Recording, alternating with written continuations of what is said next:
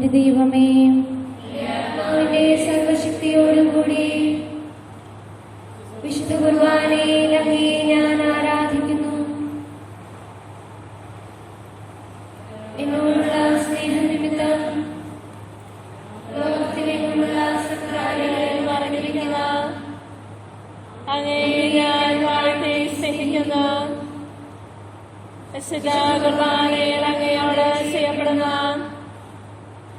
നാമമാനങ്ങൾക്ക് പരിഹാരം ചെയ്യാമെന്നും മനസ്സുകൊണ്ട് ഹൃദയം കൊണ്ട് എല്ലായ്പ്പോഴും അങ്ങയോട് നിശ്ചയിക്കൊള്ളാമെന്നും ഞാൻ വാഗ്ദാനം ചെയ്യുന്നു. എന്റെ ചിന്തകളും വാക്കുകളും പ്രവൃത്തികളും എന്റെ മുഴുവനും അങ്ങേക്ക് ഞാൻ സമർപ്പിക്കുന്നു. അങ്ങ് എന്നെ അനുഗ്രഹിച്ച് എന്റെ രക്ഷയായിരിക്കണമേ. ദിവ്യകാരുണ്യനാഥ, എല്ലാവരെയും ആശീർവദിച്ച് അനുഗ്രഹിപ്പാൻ എന്നോടുകൂടി ഞാൻ പ്രാർത്ഥിക്കുന്നു. എല്ലാവരും അങ്ങേ അറിഞ്ഞ് ഈ ലോകത്തിലും പരലോകത്തിലും നിത്യമായി സ്നേഹിപ്പാൻ അനുഗ്രഹം ചെയ്യണമേ.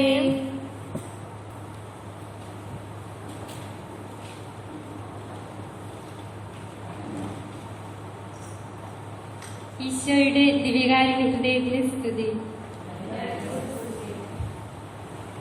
ദിവ്യകാരുണ്യ ഈശോയിൽ ഏറ്റവും പ്രിയപ്പെട്ട എന്റെ സഹോദരങ്ങളെ, ഏറെ ഭയത്തോടും അതിലേറെ വിറയലോടും കൂടിയാണ് ഞാൻ ഇവിടെ ആയിരിക്കുക.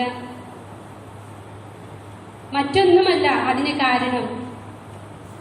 പരമപരിശുദ്ധനായ ഈ ദിവ്യ ഉദാശയുടെ സന്നിധിയിൽ പ്രിയപ്പെട്ട എന്റെ സഹോദരങ്ങളോട് തിരുവചനം പങ്കുവയ്ക്കാൻ എനിക്കുള്ള യോഗ്യത എന്ത് എന്നുള്ള ചിന്ത എന്നെ ഭയപ്പെടുത്തുന്നു. പ്രിയപ്പെട്ട സഹോദരങ്ങളെ, തിരുവചനത്തിൽ ആശ്രയിക്കുകയാണ്. വിശുദ്ധ ലൂക്കായുടെ സുവിശേഷം 1:35, പരിശുദ്ധാത്മാവ് നിന്റെ മേൽ വരും, അത്യുന്നതന്റെ ശക്തി നിന്റെ മേൽ ആവസിക്കും. ജ്ഞാനം 3:7, അവിടുത്തെ സന്ദർശനത്തിൽ അവർ പ്രശോഭിതരായി വൈക്കോലിൽ വിറകെന്ന പോലെ അവർ കത്തിപ്പടർന്നു. പ്രിയ സഹോദരങ്ങളെ, ഈ വചനത്തിന്റെ അഭിഷേകം എന്നെ ശ്രമിക്കുന്ന എല്ലാ സഹോദരങ്ങളിലും പരിശുദ്ധാത്മാവിന്റെ ശക്തിയാൽ നിറയട്ടെ എന്ന് പ്രാർത്ഥിക്കുന്നു. ഒപ്പം എസെക്കിയേൽ 1:12, ആത്മാവ് എങ്ങോട്ട് പോകണമെന്ന് ഇച്ഛിച്ചോ അങ്ങോട്ട് അവർ നീങ്ങി, ഇടം വലം തിരിഞ്ഞില്ല. ഈ വചനത്തിന്റെ അനന്തമായ അഭിഷേകത്താൽ അയോഗ്യയായ എന്നിൽ നിറച്ച് ഉചിതമായവ മാത്രം, പരിശുദ്ധാത്മാവ് സംസാരിക്കുന്നത് മാത്രം സംസാരിക്കുവാൻ എന്റെ അധരങ്ങളെയും ശക്തിപ്പെടുത്തണമേ എന്ന് പ്രാർത്ഥിച്ചുകൊണ്ട് ഏറെ സന്തോഷത്തോടെ നമുക്കെല്ലാവർക്കും പരിശുദ്ധ പരമ ദിവ്യകാരുണ്യത്തിലേക്ക് സ്നേഹത്തോടെ നോക്കി പറയാം. ദിവ്യകാരുണ്യ ഈശോയുടെ സകല വാഗ്ദാനങ്ങൾക്കും ഞങ്ങൾ യോഗ്യരാകുവാൻ സർവേശ്വരന്റെ പരിശുദ്ധ മാതാവേ ഞങ്ങൾക്ക് വേണ്ടി അപേക്ഷിക്കണമേ. പ്രിയപ്പെട്ട സഹോദരങ്ങളെ, ഇന്ന് നമ്മൾ ചിന്തിക്കുന്ന വിഷയം ദിവ്യകാരുണ്യം അനുരഞ്ജനത്തിന്റെ കൂദാശ. ദിവ്യകാരുണ്യം അനുരഞ്ജനത്തിന്റെ കൂദാശ. ദിവ്യകാരുണ്യ തിരുനാളിന് ഒരുക്കമായിട്ടാണല്ലോ നമ്മളെല്ലാവരും ഈ നൊവേന ദിനങ്ങളിലൂടെ കടന്നു പോകുന്നത്. ഇന്ന് 5ാം ദിനമാണ്. പ്രിയപ്പെട്ട സഹോദരങ്ങളെ, എന്റെ മനസ്സിലൂടെ കടന്നുപോയ ചിന്ത ഇതാണ്: ദിവ്യകാരുണ്യ തിരുനാള് ആരാണ് ആഘോഷിച്ചു തുടങ്ങിയത്? എന്താണ് ദിവ്യകാരുണ്യ തിരുനാൾ ആഘോഷിക്കാനുള്ള കാരണം? ഇതിന്റെ പശ്ചാത്തലം എന്താണ്? ആമുഖമായിട്ട് അതൊന്നെന്റെ സഹോദരങ്ങളുമായിട്ട് ഞാൻ പങ്കുവെച്ചുകൊള്ളട്ടെ. ജൂലിയാന എന്ന് പറയുന്ന വിശുദ്ധ ദിവ്യകാരുണ്യത്തിൽ അതീവ ഭക്ത. ഒരിക്കൽ ജൂലിയാനയ്ക്കൊരു ദർശനമുണ്ടായി. പൂർണ്ണചന്ദ്രൻ പ്രകാശിച്ചു നിൽക്കുന്നു. പ്രകാശപൂർണമായ പൂർണ്ണചന്ദ്രന്റെ കൃത്യം നടുക്ക് ഒരു കറുത്ത പൊട്ട്. അവൾക്കാകെ ഒരു അസ്വസ്ഥതയായി. ഓടി അവൾ സക്രാരിയിലേക്ക് നീങ്ങി. അവിടെ ചെന്ന് മണിക്കൂറുകളോളം പ്രാർത്ഥിച്ചു. ദിവ്യകാരുണ്യ ഈശോ പ്രത്യക്ഷപ്പെട്ടുകൊണ്ട് അവളോട് പറഞ്ഞു, ഉദിച്ചു നിൽക്കുന്ന ഈ പൂർണ്ണചന്ദ്രൻ ലോകത്ത് പ്രകാശിച്ചു നിൽക്കുന്ന തിരുസഭയാണ്. ലോകത്ത് പ്രകാശിച്ചു നിൽക്കുന്ന തിരുസഭയാണ്. പക്ഷേ ഈ പൂർണ്ണചന്ദ്രനിൽ കാണുന്ന കറുത്ത പൊട്ട് ദിനങ്ങളോളം പരിശുദ്ധ പരമ ദിവ്യകാരുണ്യത്തിന് മുമ്പിൽ ബലി അർപ്പിച്ച് വിശുദ്ധ കുർബാന അർപ്പിക്കുന്നെങ്കിലും ഈ വിശുദ്ധ കുർബാനയ്ക്ക് വേണ്ടി ഒരു ദിനം മാറ്റിവെക്കപ്പെട്ടിട്ടില്ല. എന്റെ ഈ വിശുദ്ധ കുർബാന ആചരണത്തിന് വേണ്ടി ഒരു ദിനം അതിനായി മാറ്റിവെക്കപ്പെട്ടിട്ടില്ല. ക്രിസ്തുവിന്റെ ഹൃദയത്തിലെ ആ ചെറിയ നൊമ്പരമാണ് ഈ കറുത്ത പൊട്ട്. അവിടെ അധികം താമസിക്കാതെ തന്നെ സ്ഥലത്തെ മെത്രാനെ സന്ദർശിച്ചു. തനിക്ക് ലഭിച്ച ഈ ഒരു കാഴ്ച അരുളപ്പാട് അദ്ദേഹത്തോട് പങ്കുവച്ചു. അഭിമന്യ പിതാവ് അതത്ര വലിയ കാര്യമൊന്നും ആക്കിയില്ല. ഏകദേശം 16 വർഷങ്ങൾ കടന്നുപോയി. സ്ഥലത്തെ ഈ മെത്രാൻ തിരുസഭയുടെ തലവനായ ഉപ്പൻ 4-ാമൻ പാപ്പയായി തിരഞ്ഞെടുക്കപ്പെട്ടു. അന്ന് അദ്ദേഹത്തിന്റെ സന്നിധിയിൽ വിശുദ്ധ തോമസ് അക്വീനാസ് ചെന്നിട്ട് ഈ ജൂലിയാന വിശുദ്ധ പറഞ്ഞ അതേ കാര്യങ്ങൾ തന്നെ സംസാരിച്ചു. അപ്പോഴാണ് പരിശുദ്ധ പിതാവിന് ഓർമ്മ വരുന്നത്, 16 വർഷങ്ങൾക്ക് മുമ്പ് ജൂലിയാന എന്നൊരു സഹോദരി എന്നോട് ഈ കാര്യം പറഞ്ഞിരുന്നു. പിന്നെ പിതാവ് അമാദിച്ചില്ല. അദ്ദേഹം ആ വർഷം തന്നെ 1264 അദ്ദേഹം പരിശുദ്ധ കുർബാന ആഘോഷമായിട്ട് ദിവ്യകാരുണ്യ തിരുനാൾ ഔദ്യോഗികമായിട്ട് പ്രഖ്യാപിച്ചു. അന്നു മുതൽ ഇന്ന് വരെ നമ്മൾ ഈ പരിശുദ്ധ പരമ ദിവ്യകാരുണ്യത്തിന്റെ തിരുനാൾ ആഘോഷിക്കുകയാണ്. ഇതാണ് അതിന്റെ പശ്ചാത്തലം. പ്രിയപ്പെട്ട സഹോദരങ്ങളെ, നമുക്ക് നമ്മുടെ വിഷയത്തിലേക്ക് വരാം. പരിശുദ്ധ കുർബാന അനുരഞ്ജനത്തിന്റെ കൂദാശ. ദിവ്യകാരുണ്യം എന്താണ്? ഈ ദിവ്യകാരുണ്യം ഒറ്റ വാക്കേ നമ്മളുടെ എല്ലാവരുടെയും മനസ്സിൽ വരുന്നുള്ളൂ, അതിരറ്റ സ്നേഹം. എന്താണ് അതിരറ്റ സ്നേഹം?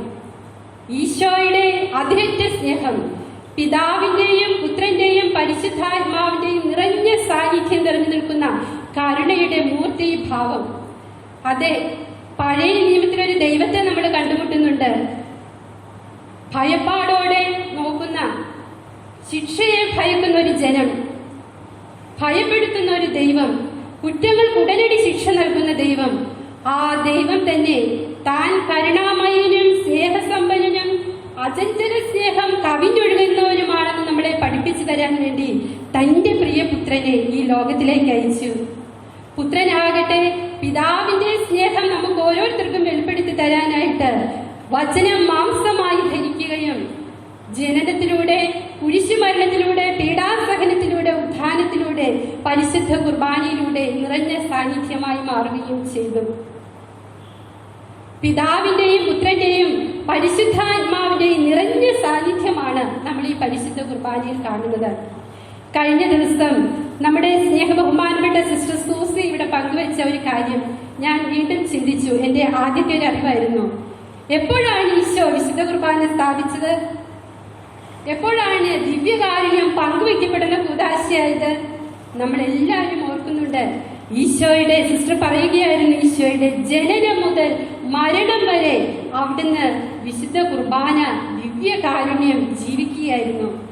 പ്രിയപ്പെട്ട സഹോദരങ്ങളെ, അപ്പോൾ ഞാനും ഈ ദേവാലയത്തിൽ ഇരുന്ന് ഇങ്ങനെയൊന്ന് ചിന്തിച്ചു. ദിവ്യകാരുണ്യം പങ്കുവെക്കുന്ന കൂദാശയാണെങ്കിൽ ദിവ്യകാരുണ്യം അനുരഞ്ജനത്തിന്റെ കൂദാശയാകുമ്പോഴും ഈ അനുരഞ്ജനം ഈശോയുടെ ജനനം മുതൽ മരണം വരെ, ഉത്ഥാനം വരെ നടന്നിരുന്നില്ലേ?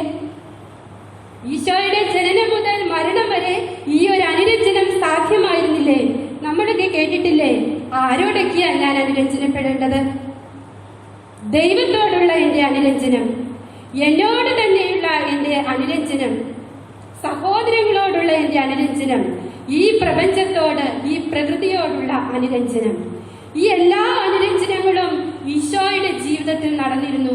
നമുക്ക് അതിലേക്കൊന്ന് കടന്നു നോക്കാം. ദൈവത്തോടുള്ള അനുരഞ്ജനം എങ്ങനെയാണ് ഈശോ സാധ്യമാക്കിയത്? ദൈവവും, സ്ലീഹ പറയുന്നു, ദൈവവുമായുള്ള സമാനത നിലനിർത്തേണ്ട ഒരു കാര്യമായി അവിടുന്ന് പരിഗണിച്ചില്ല. തന്നെ തന്നെ ശൂന്യനാക്കി ദാസന്റെ രൂപം സ്വീകരിച്ചു. അതെ, ഒരു കാലിത്തൊഴുത്ത് തിരഞ്ഞെടുത്തുകൊണ്ട് പിതാവിന്റെ ഇഷ്ടം നിറവേറ്റാൻ അന്ന് ജനനം മുതൽ മരണം വരെ നിരന്തരം ദൈവേഷ്ടം നിറവേറ്റിയ ഒരു ഈശോ. പീഡാസഹനത്തിലും കുരിശുമരണത്തിലും ഉത്ഥാനത്തിലും ഒക്കെ നമ്മൾ കാണുന്നുണ്ട്.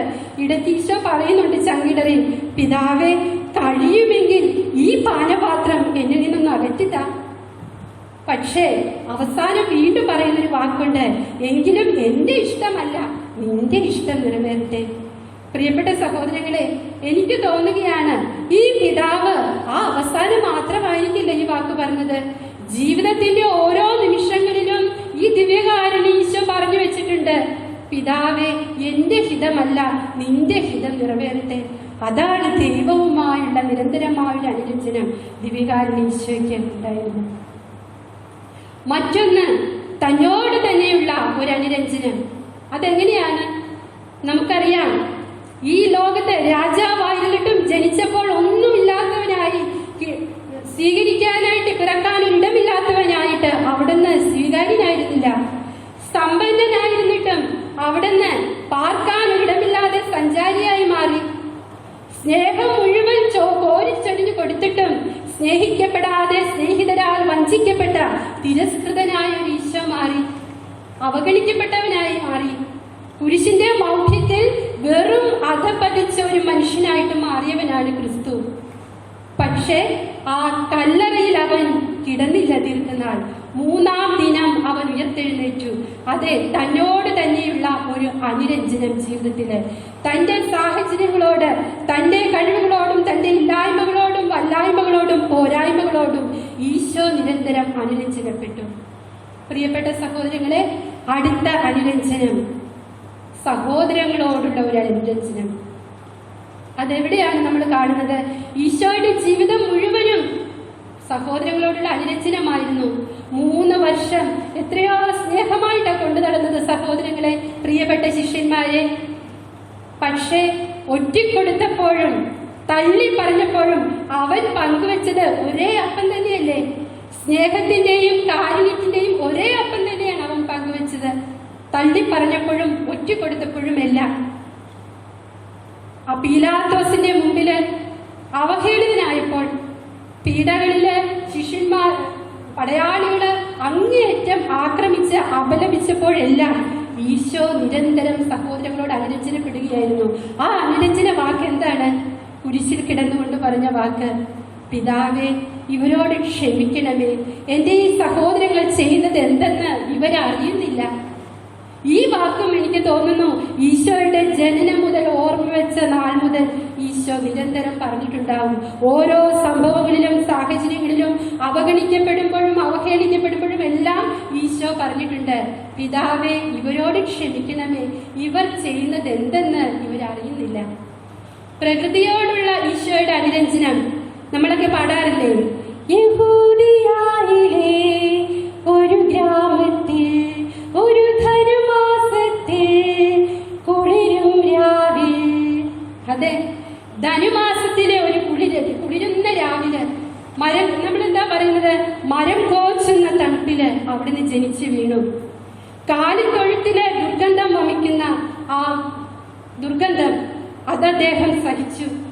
അതോടൊപ്പം പീഡാസഹന വേളകളില്, കുരിശില്, അന്ധകാരം നിറഞ്ഞ രാത്രി, ഈ പ്രകൃതിയുടെ എല്ലാ ഭാവഭേദങ്ങളോടും നമ്മുടെ തമ്പുരാൻ നിരന്തരം അനുരഞ്ജിതനായി മാറി.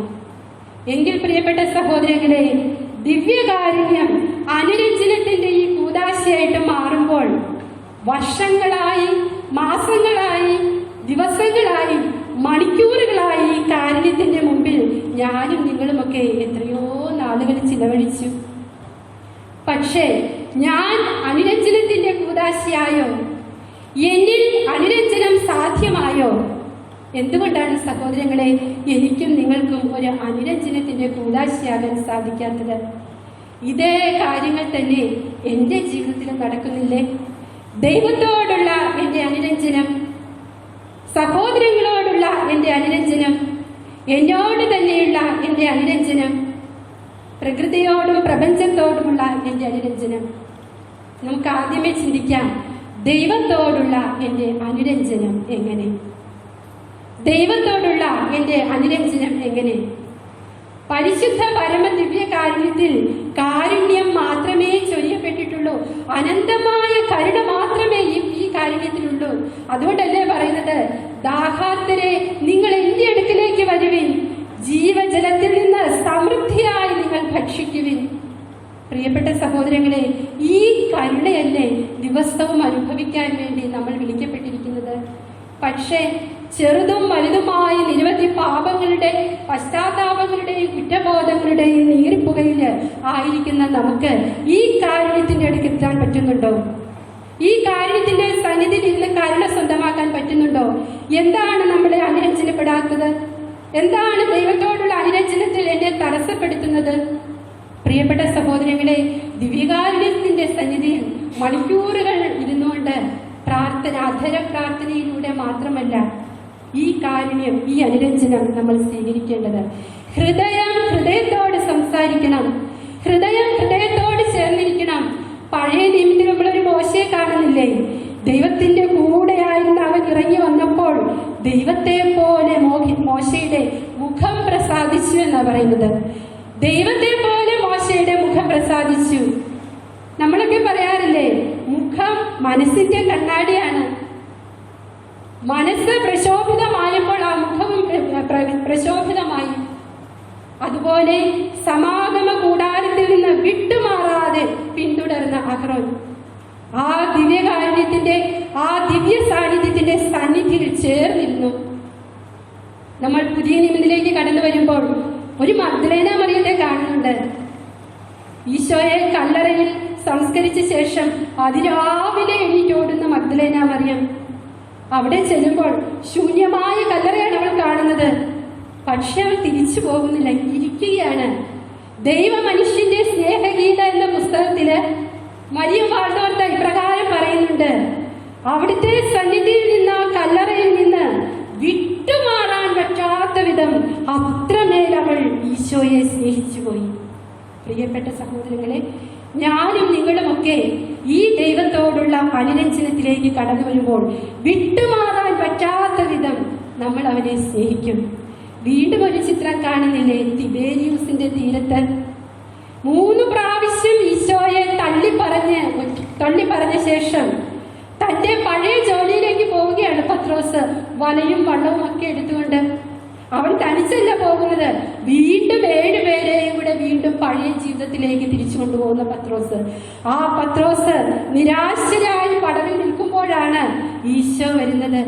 സ്നേഹിതനായി കടന്നു വന്നിട്ട് പറയുകയാണ്, വലയിറക്ക. പിന്നെ നമ്മൾ കാണുന്നത് അത്ഭുതങ്ങളുടെ ഒരു ചാകര.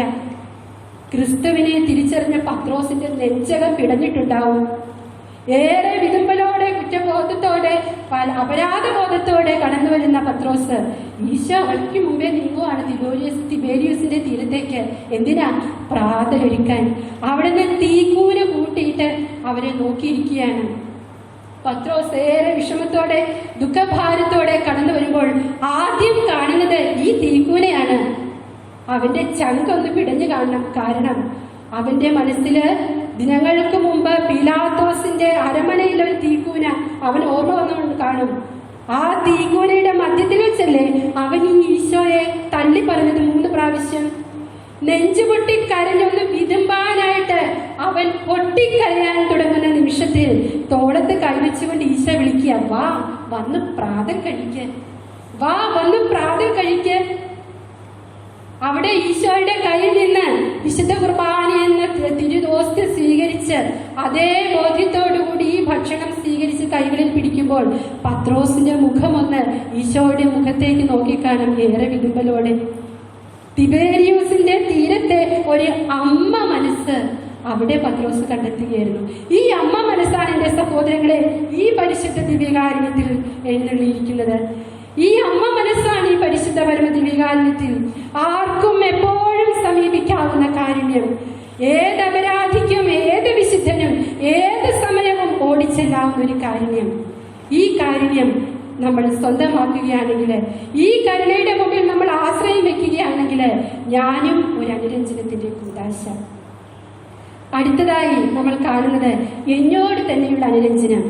എനിക്ക് തോന്നുന്നു ഈ കാലഘട്ടത്തിൽ മനുഷ്യർ ഏറ്റവും കൂടുതൽ പ്രയാസം അനുഭവിക്കുന്നത് ഡിപ്രഷൻ എന്ന രോഗമാണ്. കൊറോണയല്ല, ഡിപ്രഷൻ. എന്താണത്? എന്നെ ആർക്കും വേണ്ട, എന്നെ കൊണ്ട് എൻ്റെ സമൂഹത്തിനോ എൻ്റെ കുടുംബത്തിനോ വ്യക്തികൾക്കോ ആർക്കും എന്നെ ആവശ്യമില്ല, ഞാൻ ഒന്നിനും കൊള്ളാത്തവൻ, സൗന്ദര്യമില്ല, പണമില്ല, കഴിവില്ല, ഒന്നുമില്ല, എനിക്കൊന്നുമില്ല, ഞാൻ ഒന്നുമല്ല, എന്നെ കൊണ്ട് ഒന്നിനും കൊള്ളില്ല എന്നുള്ള ഒരു അപരാധബോധം. നിരന്തരം ഞാൻ പറയും, നമ്മൾ ആദ്യം ചോദിക്കേണ്ട ക്ഷമ എന്നോട് തന്നെയാണ്. സഹോദരങ്ങളോട് ക്ഷമ ചോദിക്കുക, ആദ്യം എന്നോട് തന്നെ ഞാൻ അനുരഞ്ജനപ്പെട്ട് ക്ഷമ ചോദിക്കുക. അവിടെയും നമ്മളൊരു യോനായെ കാണുന്നില്ലേ? ഒളിച്ചോടുകയാണ്. എന്നെ ഒന്നിനും കൊള്ളില്ല എന്ന് പറഞ്ഞ് ഒരു ദൗത്യം ഏൽപ്പിക്കുമ്പോൾ യോന ഒളിച്ചോടുകയാണ്. സ്വന്തം തന്നിഷ്ടങ്ങളുടെ ആ താർശീഷിൽ നിന്ന് യോന ദൈവേഷ്ടങ്ങളുടെ നിനിവേയിലേക്ക് എടുത്ത് കാല് വെക്കുമ്പോൾ പിന്നെ നമ്മൾ കാണുന്നത് മാനസാന്തരത്തിന്റെ ഒരു പ്രവാഹമാണ്. മാനസാന്തരത്തിന്റെ ഒരു പ്രവാഹമാണ് പിന്നെ ജീവിതം മുഴുവൻ നമ്മൾ കാണുന്നത്. അതേ സഹോദരങ്ങളെ, എന്റെ തന്നെ എല്ലാ സ്വാർത്ഥതയിൽ നിന്നും ഞാനൊന്നുമല്ലെന്നുള്ള ദൈവാശ്രയത്തിലേക്ക് ഞാൻ ആശ്രയിക്കുമ്പോൾ എന്റെ കഴിവുകേടുകളൊന്നും കഴിവുകേടുകളല്ല. എന്നിലൂടെ രക്ഷിക്കപ്പെടാൻ ഈശോ ആഗ്രഹിക്കുന്ന എല്ലാ ആത്മാക്കളെയും അവൻ രക്ഷിച്ചുകൊണ്ട് അവിടുന്ന് നമ്മുടെ ജീവിതം സഫലമാക്കി തീർക്കും. അതിനാൽ പ്രിയ സഹോദരങ്ങളെ ഓർക്കുക, എന്നോട് തന്നെ ഞാൻ അനുരഞ്ജിതനാവുക. മറ്റൊന്ന്, പ്രകൃതിയോടും പ്രപഞ്ചത്തോടുമുള്ള എന്റെ അനുരഞ്ജനം. ഇന്നത്തെ കാലാവസ്ഥ മാറി വരുന്ന പ്രകൃതിയിലെ ഋതുഭേദങ്ങൾ എന്നെ അസ്വസ്ഥപ്പെടുത്തുന്നില്ലേ? ഈ രോഗങ്ങൾ, ഈ വ്യാധികൾ, ഇന്നത്തെ സാഹചര്യങ്ങൾ, എല്ലാത്തിനോടും ഞാൻ അനുരഞ്ജനപ്പെടുക. കാരണം അവനറിയാതെ എൻ്റെ ജീവിതത്തിൽ ഒന്നുമേ സംഭവിക്കുന്നില്ല. പ്രകൃതിയോട് നിരന്തരം അനുരഞ്ജിതരാവുക, പ്രകൃതിയെ സ്നേഹിക്കുക. പ്രകൃതിയെ എന്നൊക്കെ നശിപ്പിക്കുന്നു അന്നെല്ലാം പ്രകൃതി എപ്പോഴും അതിന് തിരിച്ചടികൾ നൽകുന്നുണ്ട്. അതിനാൽ പ്രകൃതിയോട് നിരന്തരം അനുരഞ്ജന ഭാവം കാണിക്കുന്നവരായിട്ട് നമ്മൾ മാറുക. മറ്റൊന്ന് നമ്മൾ കാണുന്നത് സഹോദരങ്ങളോട് ഏറ്റവും പ്രധാനപ്പെട്ട ഒരു അനുരഞ്ജനം. അത് ആരോടുള്ള അനുരഞ്ജനമാണ്? സഹോദരങ്ങളോടുള്ള എന്റെ അനുരഞ്ജനം. എന്റെ സമൂഹത്തിൽ, എന്റെ കുടുംബത്തിൽ, ഞാനുമായി ഇടപെടുന്ന എന്റെ സ്ഥാപനങ്ങളിൽ, ഞാൻ ജോലി ചെയ്യുന്ന ഓരോ വ്യക്തികളോടുമുള്ള എന്റെ അനുരഞ്ജനം. തള്ളിപ്പറയുന്നവരുണ്ടാകാം, ഒറ്റപ്പെടുത്തുന്നവരുണ്ടാകാം, മനസ്സിലാക്കാത്തവരുണ്ടാകാം. എല്ലാവരോടും നിരന്തരം അനുരഞ്ജിതരായിട്ട് മാറുക. ഇത് പറഞ്ഞപ്പോഴത്തേക്ക് പെട്ടെന്ന് ഞാനൊരു സംഭവം ഓർത്തു പോവുകയാണ്. ഏതാനും മാസങ്ങൾക്ക് മുമ്പ് പ്രാർത്ഥനയിലായിരുന്ന അവസരങ്ങളില് വചന വായനയിലും വചനാനുഭവത്തിലും ഞാൻ ഏറെ ശിച്ചു. അന്നും ഇന്നും അന്ന് വചനം ആർത്തിയോടെ വായിക്കുമ്പോൾ ഈശോ എന്നെ കൊണ്ടു നടന്നൊരു അനുഭവം സഹോദരങ്ങളെ നിങ്ങളുമായിട്ട് ഞാൻ പങ്കുവെക്കുകയാണ്. വചനം വായിക്കുമ്പോൾ അവൻ അടുത്തിരുന്ന് കൂടെ ഇരുന്ന് പറഞ്ഞു തരികയാണ് ഓരോ വചനത്തിന്റെ വ്യാഖ്യാനവും. പ്രിയ സഹോദരങ്ങളെ, വിശുദ്ധ യോഹന്നാന്റെ സുവിശേഷം 19-ാം അധ്യായം 27-ാം വാക്യം, നിങ്ങൾ കുത്തി മുറിവേൽപ്പിച്ചവനെ അവർ നോക്കി നിന്നു. തങ്ങൾ കുത്തി മുറിവേൽപ്പിച്ചവനെ അവർ നോക്കി നിന്നു. ഈ വചനഭാഗം വായിച്ച് ഞാൻ ഇരിക്കുമ്പോൾ ഈശോയുടെ സ്വരം ഇങ്ങനെ പറഞ്ഞു തന്നുകൊണ്ടിരിക്കുക. നിനക്കറിയാവോ ഇതിന്റെ അർത്ഥം? നിനക്കറിയാവോ ഇതിന്റെ അർത്ഥം? നീ ഒത്തിരിയേറെ മുറിയപ്പെട്ടവളും ഒത്തിരിയേറെ മുറിവേൽക്കുന്നവളും അല്ലേ? നീ ഒത്തിരിയേറെ മുറിയപ്പെട്ടവളും ഒത്തിരിയേറെ മുറിവേൽക്കുന്നവളും അല്ലേ? നീ എപ്പോഴും മുറിവേൽക്കുന്നവളാ. പക്ഷേ ഞാൻ മുറിവേറ്റെടുത്തവനാ. അപ്പോഴും സംശയിച്ച് ഞാനിത് എന്താ അതുകൊണ്ട് അർത്ഥമാക്കുന്നെന്ന് ചിന്തിക്കുമ്പോൾ ഈശോ പറയാണ്, നീ മുറിവേൽക്കുമ്പോൾ, ഒരു മുറിവേറ്റ ഒരു മൃഗമാവട്ടെ ഒരു മനുഷ്യനാകട്ടെ, എപ്പോഴും പ്രതികരിക്കും. അത് വാക്കാലാകാം, പ്രവൃത്തിയാലാകാം, പെരുമാറ്റത്താലാകാം. എപ്പോഴും നമ്മൾ പ്രകോപിതരാകും. കാരണം എന്താ? എനിക്ക് മുറിവേറ്റു. അതൊരു മൃഗമാണെങ്കിലും പെട്ടെന്ന് പ്രതികരിക്കും. മുറിവേൽക്കുന്നവരെല്ലാം മറ്റുള്ളവരെ മുറിപ്പെടുത്തിക്കൊണ്ടേയിരിക്കും. പ്രിയ സഹോദരങ്ങളെ, മുറിവേറ്റവരെല്ലാം മറ്റുള്ളവരെ മുറിപ്പെടുത്തിക്കൊണ്ടിരിക്കും. പക്ഷേ നമ്മൾ മുറിവേറ്റെടുക്കേണ്ടവരെ ഈശോ പറയുക, ഞാൻ മുറിവേറ്റെടുക്കുക ചെയ്യുന്നത്. കാരണം ഈശോയ്ക്ക് ഒരു ലക്ഷ്യമുണ്ടായിരുന്നു, മനുഷ്യരക്ഷ സാധ്യതമാക്കുക. ആ ലക്ഷ്യത്തിന് വേണ്ടി അവൻ ഏറ്റെടുത്തത് കൊണ്ട് അവൻ ഏറ്റെടുത്ത എല്ലാം വിജയകരമായിട്ട് പൂർത്തിയാക്കി. കാരണം അവന്റെ ഹൃദയത്തിൽ നിന്ന് അവനെ കുത്തി മുറിവേൽപ്പിച്ചപ്പോഴും അവിടെ നിന്ന് ഒഴുകിയത് രക്തവും ജലവുമാണ്. ഈ രക്തവും ജലവും എന്താ സഹോദരങ്ങളെ? ഈശോയുടെ കരുണയും സ്നേഹവും. എന്നെ മുറിപ്പെടുത്തുമ്പോൾ ഞാൻ മുറിവേൽക്കുന്നത് കൊണ്ട്, മുറിവേറ്റെടുക്കാതെ ഞാൻ മുറിവേൽക്കുന്നത് കൊണ്ട് എന്നിൽ നിന്ന് പുറപ്പെടുന്നത് എന്താ? വൈരാഗ്യം, പക, വിദ്വേഷം, എല്ലാത്തരം മ്ലേച്ഛമായ പകയും വിദ്വേഷവും അസൂയയും എല്ലാം നമ്മിൽ നിന്ന് പുറപ്പെടാറില്ലേ? ഈശോ മുറിവ് ഏറ്റെടുത്തതുകൊണ്ട് കരുണയും സ്നേഹവും മാത്രം അവനിൽ നിന്ന് പുറപ്പെട്ടു. പ്രിയപ്പെട്ട സഹോദരങ്ങളെ, പിന്നെയും എനിക്ക് പറഞ്ഞു തരികയാണ്, നീ ഒരു കാര്യം ഉത്തരവാദിത്വം ഏറ്റെടുക്കുമ്പോൾ, ഒരു കാര്യം നമ്മെ ഏൽപ്പിക്കുമ്പോൾ നമ്മൾ എന്താ ചെയ്യുക? ഒരു കാര്യം നമ്മളെ ഏൽപ്പിച്ചാൽ അത് ഏറ്റവും നന്നായിട്ട് ആ ഏൽപ്പിച്ച വ്യക്തി ഏറ്റവും നന്നായിരുന്നെന്ന് പറയത്തക്ക രീതിയിൽ ഏറ്റവും ഭംഗിയായിട്ട് അതിനെ പൂർത്തീകരിക്കും. ഈശോ ഏറ്റെടുത്ത ദൗത്യം, കുരിശിലെ മരണം, ആത്മാക്കളുടെ രക്ഷ, അവൻ അങ്ങേയറ്റം അവൻ ഭംഗിയായി പൂർത്തീകരിച്ചു. പ്രിയ സഹോദരങ്ങളെ, എനിക്ക് എന്തുകൊണ്ടാണ് പരാജയമടയുന്നത്? എനിക്ക് എന്തുകൊണ്ടാണ് ഈ ആത്മാക്കളുടെ രക്ഷ സാധിക്കാൻ പറ്റാതെ പോകുന്നത്? ഞാൻ മുറിവേറ്റുകൊണ്ടേയിരിക്കുന്നു. എന്ന് ഞാൻ മുറിവേറ്റെടുക്കാൻ ശ്രമിക്കുന്നുവോ അന്ന് മുതൽ എൻ്റെ ജീവിതത്തിന് അർത്ഥമുണ്ടാകും. അന്ന് ഞാൻ എൻ്റെ സഹോദരങ്ങളോട് അനുരഞ്ജിതമായ ഹൃദയത്തോടെ വ്യാപരിക്കും. അപ്പോഴെനിക്ക് ഈ ദിവ്യകാരുണ്യത്തിന്റെ മുമ്പിലിരുന്ന് അഭിമാനത്തോടെ പറയാൻ സാധിക്കും, ഞാൻ ദിവ്യകാരുണ്യം അനുരഞ്ജനത്തിന്റെ കൂദാശ പോലെ ഞാൻ അനുരഞ്ജനത്തിന്റെ കൂദാശയാണ്. പ്രിയപ്പെട്ട സഹോദരങ്ങളെ, വർഷങ്ങൾക്ക് മുമ്പ് ഒരു അൾത്താരയിൽ സാഷ്ടാംഗ പ്രണാമം ചെയ്തുകൊണ്ട് ഞാനും എൻ്റെ പ്രിയപ്പെട്ട സഹോദരങ്ങൾ എല്ലാവരും പറഞ്ഞില്ലേ, ജീവിതം എന്ന സ്വത്ത് ഇനിമേൽ നിനക്കും നിന്റെ ജനത്തിനും വേണ്ടി ചിന്തിച്ചു നോക്കിക്കേ സഹോദരങ്ങളെ. എല്ലാം പൊള്ളയായിരുന്നില്ലേ? പറഞ്ഞതെല്ലാം പൊള്ളയായിരുന്നില്ലേ? നല്ലതെല്ലാം ഞാൻ ഇപ്പോഴും എനിക്ക് വേണ്ടി കാത്തു സൂക്ഷിക്കുമല്ലേ? കതിരെല്ലാം എനിക്കായി മാറ്റിവെച്ചിട്ട് ഇന്ന് ഞാൻ പതിര് വെച്ച് വിളമ്പുന്നു. കതിരെല്ലാം എനിക്ക് വേണ്ടി മാറ്റിവെച്ചിട്ട് ഇപ്പോഴും ഞാൻ പതിര് വെച്ച് വിളമ്പുന്നു. ഈ അനുരഞ്ജനത്തിന്റെ കൂദാശ, ഈ ദിവ്യകാരുണ്യ തിരുനാൾ ആഘോഷവേളയിൽ നമ്മളെ ക്ഷണിക്കുന്നു. എന്തിനാണ്? ദൈവത്തോട്, സഹോദരങ്ങളോട്, പ്രിയപ്പെട്ടവരോട് എല്ലാവരോടും അനുരഞ്ജിതരാകാൻ. എവിടെയോ വായിച്ചു പോയ വാക്കുകൾ ഓർമ്മ വരികയാണ്. എൻ്റെ പ്രയാസങ്ങളിൽ എനിക്ക് തുണയായി നിന്നവരെ നിങ്ങൾക്ക് ഞാൻ നന്ദി പറയുന്നു. എൻ്റെ പ്രയാസങ്ങളിൽ തുണയായി നിന്നവരെ നിങ്ങൾക്ക് ഞാൻ നന്ദി പറയുന്നു. തളർന്നു വീണ എന്നെ നിങ്ങളാണ് താങ്ങിയത്. തകർന്നു വീണ എന്നെ നിങ്ങൾ ചുമലിൽ താങ്ങി എൻ്റെ കരങ്ങൾ പിടിച്ച് നിങ്ങൾ ശക്തി പകർന്നു. ഞാൻ എന്നും നിങ്ങളോട് നന്ദിയുള്ളവളായിരിക്കും. പക്ഷേ എന്നെ പ്രയാസങ്ങളിലേക്ക് കടത്തിവിട്ടവരെ, എന്നെ തെറ്റിദ്ധരിച്ചവരെ, എനിക്ക് തെറ്റിദ്ധാരണകൾ തന്നവരെ, എന്നെ മുറിപ്പെടുത്തിയവരെ, നിങ്ങളെ ഞാൻ ഇന്ന് സന്തോഷത്തോടെ ഓർക്കുന്നു. കാരണം ഇടറി വീഴാൻ തുടങ്ങിയ എന്നെ കുതറിയോടാൻ പഠിപ്പിച്ചത് നിങ്ങളാണ്.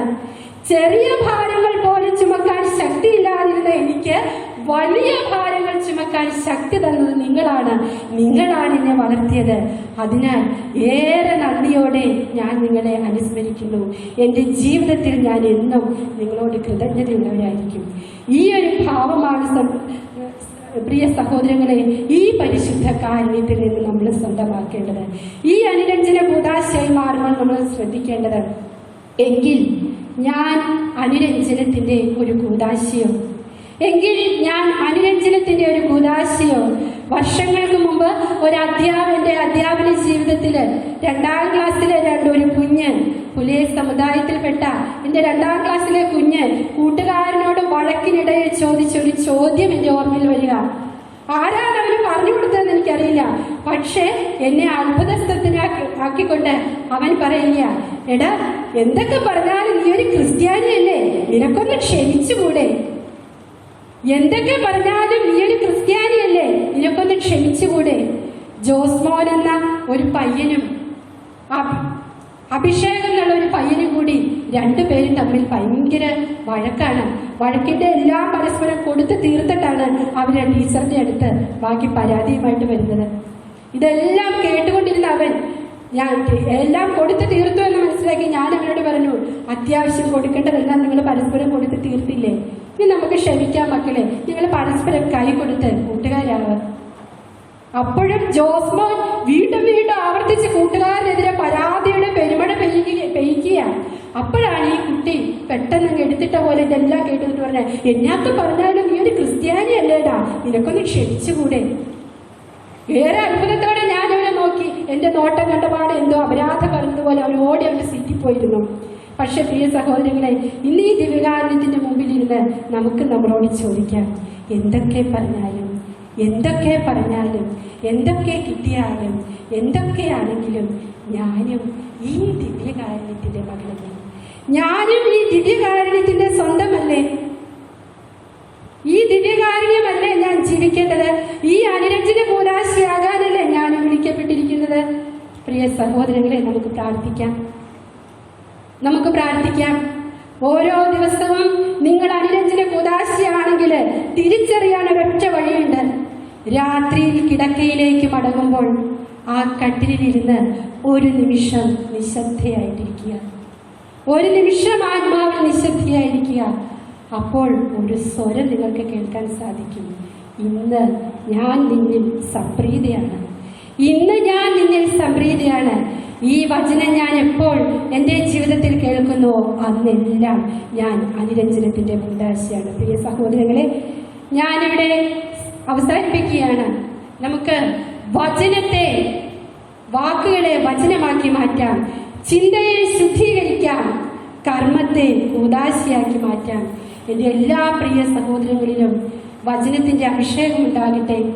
ലേവ്യരുടെ പുസ്തകം 6-ാം അധ്യായം 13-ാം വാക്യം, ബലിപീഠത്തിലെ അഗ്നി നിരന്തരം കത്തിക്കൊണ്ടിരിക്കണം, കെട്ടുപോകരുത്. ബലിപീഠത്തിലെ അഗ്നി നിരന്തരം കത്തിക്കൊണ്ടിരിക്കണം, കെട്ടുപോകരുത്.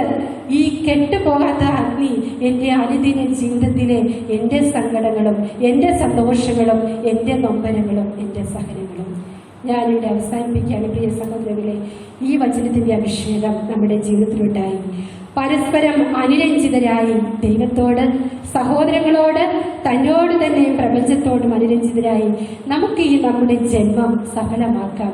ദിവ്യകാരുണ്യ ഈശോ നമ്മളെ ഓരോരുത്തരെയും സമൃദ്ധമായി അനുഗ്രഹിക്കട്ടെ. ആമേൻ. സ്വർഗവും ഭൂമിയും ഭൂവാസികളും സ്വർഗവാസികളും ദൈവവും തന്റെ ഛായയിൽ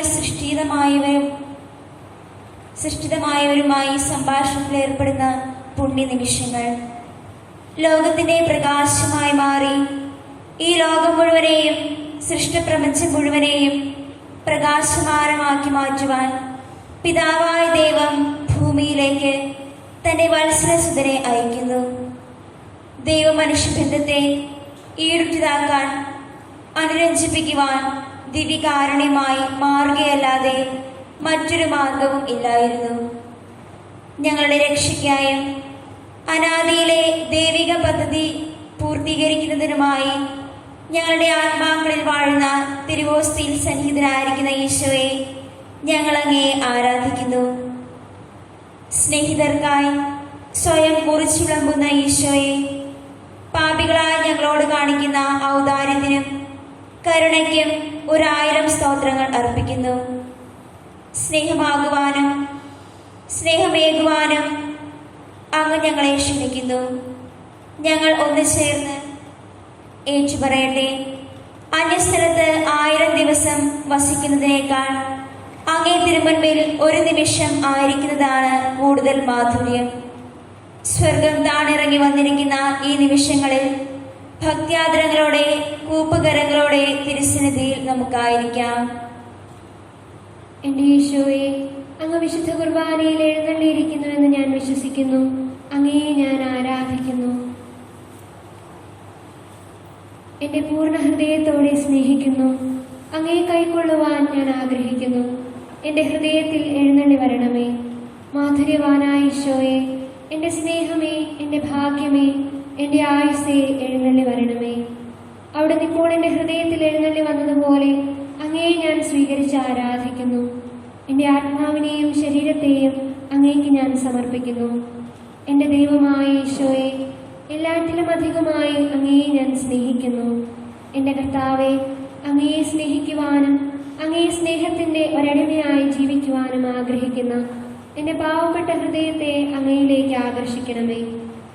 ഇന്നു മുതൽ അനുഗ്രഹം നിറഞ്ഞ അങ്ങേ തൃക്കരങ്ങളെ എന്റെ ആത്മാവിനെയും ശരീരത്തെയും ആഗ്രഹങ്ങളെയും പ്രതീക്ഷകളെയും ഞാൻ സമർപ്പിക്കുന്നു. എൻ്റെ ഈശോയെ, എന്നെ സ്വീകരിച്ച് അങ്ങേ തിരുമനസ് പോലെ എന്നെ നയിക്കണമേ. അങ്ങേ നിയന്ത്രണത്തിൽ ഞാൻ ഒരിക്കലും ആവലാതി പറയുകയില്ല. എന്തുകൊണ്ടെന്നാൽ അവിടുന്ന് നൽകുന്നതെല്ലാം അങ്ങേ സ്നേഹം നിറഞ്ഞ ദിവ്യഹൃദയത്തിൽ നിന്ന് പുറപ്പെടുന്നവയാകുകൊണ്ട് അവയെല്ലാം എൻ്റെ നന്മയ്ക്കാണെന്ന് ഞാൻ വിശ്വസിക്കുന്നു. അവിടുത്തെ തിരുമനസ്സിനോട് പരിപൂർണമായി യോജിച്ച് എല്ലാം സ്വീകരിക്കുവാൻ എനിക്ക് കഴിഞ്ഞെങ്കിൽ മതിയായിരുന്നു. അങ്ങ് തിരുമനസ്സാകുന്നതെല്ലാം ഈ ജീവിതത്തിലും നിത്യകാലവും ഞാൻ അനുസരിച്ചു കൊള്ളാം. അങ്ങയോടൊരുമിച്ച് ജീവിക്കുവാനും മരിക്കുവാനും ഞാൻ മനസ്സായിരിക്കുന്നു. അങ്ങേ ഇഷ്ടം എൻ്റെ ഇഷ്ടവും അങ്ങേ ആഗ്രഹങ്ങൾ എൻ്റെ ആഗ്രഹങ്ങളുമാകട്ടെ. എൻ്റെ ദൈവമേ, എന്നെ സഹായിക്കണമേ. ഇന്നു മുതൽ അവിടത്തേക്കായി മാത്രം ജീവിപ്പാനും അങ്ങ് തിരുമനസ്സാകുന്നത് മാത്രം മനസ്സാകുവാനും സ്നേഹാർഹമായ അങ്ങേ തിരുമനസ്സിനെ മാത്രം സ്നേഹിപ്പാനും എനിക്ക് അനുഗ്രഹം നൽകണമേ.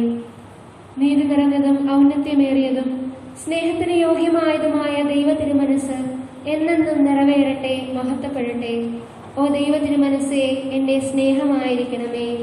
പരിശുദ്ധ പരമദിവ്യകാരുണ്യത്തിന് നേരവും ആരാധനയും സ്തുതിയും പുകഴ്ചയും ഉണ്ടായിരിക്കട്ടെ.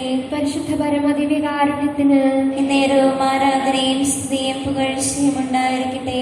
പരിശുദ്ധ പരമദിവ്യകാരുണ്യത്തിന് നേരവും ആരാധനയും സ്തുതിയും പുകഴ്ചയും ഉണ്ടായിരിക്കട്ടെ. അവിടുത്തെ സന്നിധിയിൽ കരുതലും കരുണയും സ്നേഹവും അനുഭവിച്ചുകൊണ്ട് നിശബ്ദതയുടെ നിറഞ്ഞ സാന്നിധ്യത്തിന് മുൻപിൽ നമുക്ക് സ്വസ്ഥരായിരിക്കാം. വിശുദ്ധ ജോൺ മരിയ വിയാനി പറയുന്നു, ദാഹാർത്തനായ ഒരു മനുഷ്യൻ ഒരു വലിയ നദിയുടെ തീരത്ത് ഇരിക്കുന്നത് പോലെയാണ് വിശുദ്ധ കുർബാനയുടെ മുൻപിൽ ഇരിക്കുന്ന ഭക്തന്റെ അവസ്ഥ. കരമൊന്ന് നീട്ടിയാൽ മതി അവന് ദാഹം ശമിപ്പിക്കാൻ ആവശ്യമായ ജലം ലഭിക്കുവാൻ. നമ്മുടെ ജീവിതത്തിൽ അശാന്തിയുടെ അന്തരീക്ഷങ്ങളിൽ ഈ ദിവികാരുണ്യത്തിന്റെ തീരം ഒന്ന് കടന്നു നിൽക്കണം. ഒരു നദി പോലെ അവൻ നമ്മിലേക്ക് ഒഴുകിയിറങ്ങാൻ എപ്പോഴും സന്നദ്ധനാണ്. അതെ, ആ നദി കരുണയുടെ വൻകടലാണ്. എസെക്കിയേൽ 47-ാം അധ്യായത്തിൽ ഇപ്രകാരം പ്രവാചകൻ പറയുന്നുണ്ട്, ഒരു നദിയിലൂടെ സാവധാനം നടന്നു നീങ്ങുന്നു. അവൻ ആ നദിയിലേക്ക് പ്രവേശിക്കുമ്പോൾ അവന്റെ ചുറ്റുപാടുകൾ ഊഷരഭൂമിയായിരുന്നു. പക്ഷേ അവൻ ആ നദിയിൽ മുങ്ങി നിവർന്ന് കഴിയുമ്പോൾ അവന്റെ ചുറ്റുപാടുകൾ ഹരിതാപമായി മാറുന്നു. ഫലമൂലാദികൾ നിറഞ്ഞതാകുന്നു. ഇത് വിശുദ്ധ കുർബാനയാകുന്ന നദിയാണ്. ഈ നദിയിലൂടെ നമ്മൾ യാത്ര ചെയ്യണം. ഈ നദീതീരത്ത് നാം ഇടയ്ക്കിടയ്ക്ക് പോയിരിക്കണം. സങ്കടങ്ങൾ നിറഞ്ഞ, അസമാധാനം നിറഞ്ഞ എൻ്റെ ജീവിതത്തിൽ നിന്നും അല്പമൊന്ന് ആശ്വാസം തേടി ഞാൻ പോകേണ്ടത് ഈ തീരത്തേക്കാണ്. നാം ഈ തീരത്തായിരിക്കുമ്പോൾ മരുഭൂമിയുടെ എല്ലാ അനുഭവങ്ങളും നമ്മുടെ ജീവിതത്തിൽ നിന്നും പടിയിറങ്ങും. കരുണാമയനായ അവിടുത്തെ സന്നിധിയിൽ ശാന്തമായിരുന്നു കൊണ്ട് ഈ നിമിഷം വരെ അവിടുന്ന് നമ്മുടെ ജീവിതത്തിൽ കരുണ ചൊരിഞ്ഞ നിമിഷങ്ങളെ ഓർത്ത് നമുക്ക് നന്ദി പറയാം.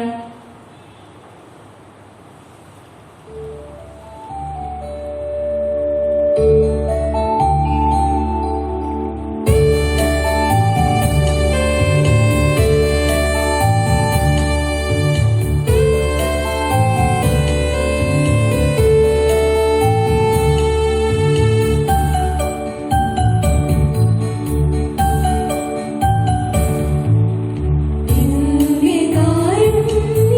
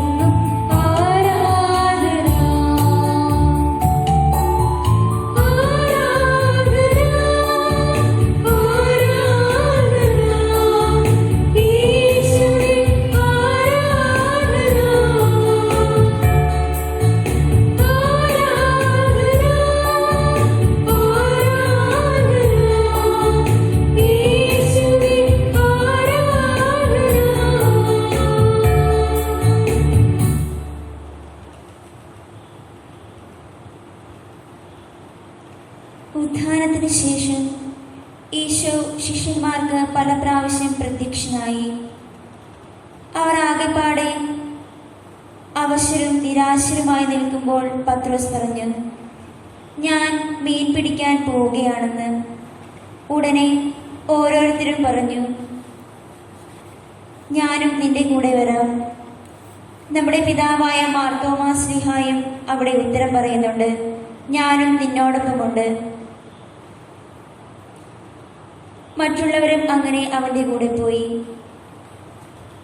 അവർ ആ രാത്രി മുഴുവൻ വലയെറിഞ്ഞു, പക്ഷേ ഒന്നും കിട്ടിയില്ല. കടലിന്റെ തിരയും കാലാവസ്ഥയും അനക്കങ്ങളും മനസ്സിലാക്കുന്ന മുക്കുവന്മാർക്ക് അന്ന് രാത്രി എല്ലാം ഉപേക്ഷിച്ച് ദൈവം കൈവിട്ട ഒരവസ്ഥയിലായിരുന്നു. രാത്രി മുഴുവൻ അധ്വാനിച്ചിട്ടും നിരാശരായി വിഷമിച്ചു നിൽക്കുമ്പോൾ ആരോ ഒരാൾ അവരോട് പറഞ്ഞു, മക്കളെ, നിങ്ങൾക്ക് വല്ലതും കിട്ടിയോ? വലതുവശത്ത് വലയിട്. അവർ വലതുവശത്ത് വലയിട്ടു. അവർക്ക് ഒരത്ഭുതം തന്നെ കാണേണ്ടി വന്നു. ഒരിക്കലും പിടിച്ചിട്ടില്ലാത്ത അത്രയധികം അളവിൽ അവർക്ക് മീൻ കിട്ടി. ഇത് കണ്ടപ്പോൾ ഈശോയെ സ്നേഹിച്ചിരുന്ന ശിഷ്യൻ പറഞ്ഞു, അത് കർത്താവാണെന്ന്. അവർ വലയം വലിച്ച് കരക്കെത്തിയപ്പോൾ കണ്ട കാഴ്ച വീണ്ടും അവരെ അത്ഭുതപ്പെടുത്തി. കർത്താവ് തീ കൂട്ടി അതിൽ അവർക്ക് വേണ്ടി ഒരുക്കി വെച്ചിരിക്കുന്ന പ്രാതലൊരുക്കി അവരെ കാത്തിരിക്കുന്ന അമ്മ വാത്സല്യം. അവർക്ക് നിരാശ തോന്നാതിരിക്കാൻ വേണ്ടിയായിരിക്കാം ഈശോ അപ്രകാരം ചെയ്തത്. അമ്മയുടെ സ്നേഹത്തോടെ, കരുതലോടെ, കരുണയോടെ ഈശോ പറഞ്ഞു, നിങ്ങൾ പിടിച്ച മീൻ കുറച്ച് ഇവിടെ കൊണ്ടുവരിക. അവർ അത് കർത്താവിനെ ഏൽപ്പിച്ചു. അത് എല്ലാവരും ചുട്ടു ഭക്ഷിച്ചു.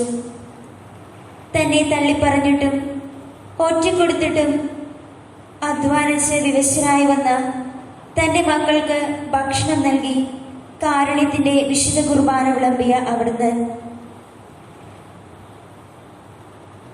കാരുണ്യത്തിന്റെ ഒരു മുഖം അവർക്ക് കാണിച്ചു കൊടുക്കുന്നു. ഈശോയെ, അങ്ങയുടെ തിരുവിലാവിൽ നിന്ന് ഒഴുകുന്ന ആ ജലത്താലും രക്തത്താലും ഞങ്ങളെയും അങ്ങ് കഴുകി വിശുദ്ധീകരിക്കണമേ.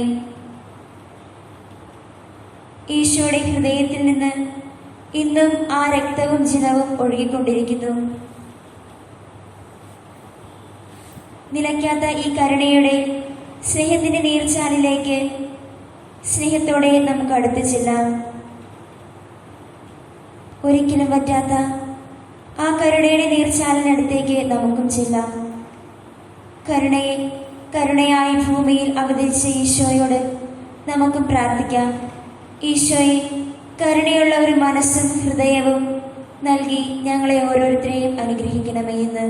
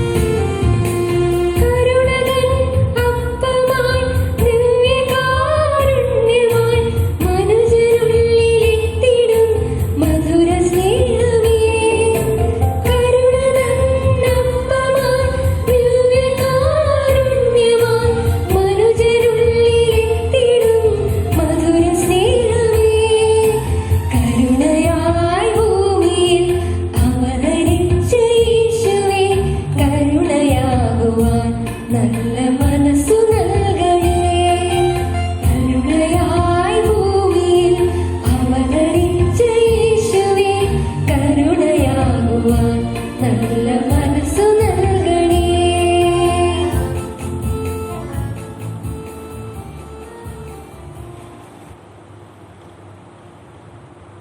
ഈ കരുണാസഹകരണത്തിന് മുൻപിൽ നാം ആയിരിക്കുമ്പോൾ ദിവികാരണത്തിന് നാളിന് നാം അടുത്തൊരുങ്ങിക്കൊണ്ടിരിക്കുന്ന ഈ നിമിഷങ്ങളിൽ നമ്മുടെ മനസ്സിന്റെ എല്ലാ അസ്വസ്ഥതകളും വേദനകളും ദുഃഖങ്ങളും എല്ലാം ഈ വിശുദ്ധ കുർബാനയോട് ചേർത്ത് വയ്ക്കാം. അവിടുത്തെ തിരുരക്തത്തിൻ്റെയും തിരുശരീരത്തിൻ്റെയും ശക്തിയാൽ നമ്മുടെ മുറിവുകളെ അനേകരുടെ രക്ഷയ്ക്ക് വേണ്ടി തിരുമുറിവുകളാക്കി നമുക്ക് മാറ്റാം. മകളെ, നീ ഭയപ്പെടേണ്ട, ഞാനാണ് നിന്റെ ദൈവം. സംഭ്രമിക്കേണ്ട, ഞാൻ നിന്നെ വലത്ത് കൈ പിടിച്ചിരിക്കുന്നു. ഞാൻ നിന്നെ സഹായിക്കുകയും ശക്തിപ്പെടുത്തുകയും ചെയ്യും.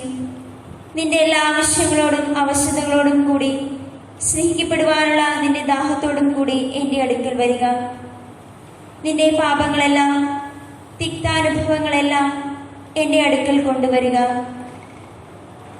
ദൈവാനുഗ്രഹത്തിൻ്റെ പവിഴമുത്തുകളായി അവയെല്ലാം ഞാൻ ഇന്ന് മാറ്റാം. നിന്റെ ഹൃദയം എനിക്കായി തുറന്നു തരിക. എൻ്റെ അടുക്കൽ വരുന്നവർക്ക് ഞാൻ ഒരിക്കലും അവരെ ആരെയും തള്ളിക്കളയുകയില്ല. ദിവികാരുണ്യനാഥ, വിശുദ്ധ കുർബാന അനുരഞ്ജനത്തിൻ്റെ കൂദാശ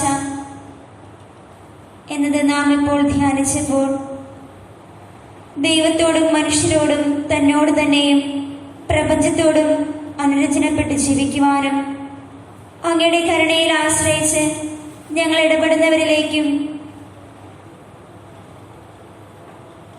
ഞങ്ങളുടെ ഹൃദയങ്ങളിലേക്കും മനസ്സുകളിലേക്കും കരുണയുടെ വലിയ നീർച്ചാലൊഴുക്കണമേ എന്ന് പ്രാർത്ഥിച്ചുകൊണ്ട് വിശുദ്ധ കുർബാനയുടെ തിരുനാൾ ഒരുക്കമായുള്ള നൊവേന ചൊല്ലി നമുക്ക് പ്രാർത്ഥിക്കാം.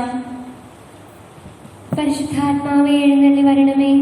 അങ്ങേ ദാനങ്ങൾ നൽകി ഞങ്ങളെ വിശ്വാസത്തിൽ ഉറപ്പിക്കണമേ. സ്വർഗരാജ്യത്തെക്കുറിച്ചുള്ള പ്രത്യാശയിൽ ഞങ്ങളെ നയിക്കണമേ. ഞങ്ങളുടെ ഹൃദയങ്ങളെ ദൈവസ്നേഹത്താൽ ജ്വലിപ്പിക്കണമേ. സഹോദര സ്നേഹത്തിൽ ഞങ്ങളെ വളർത്തണമേ.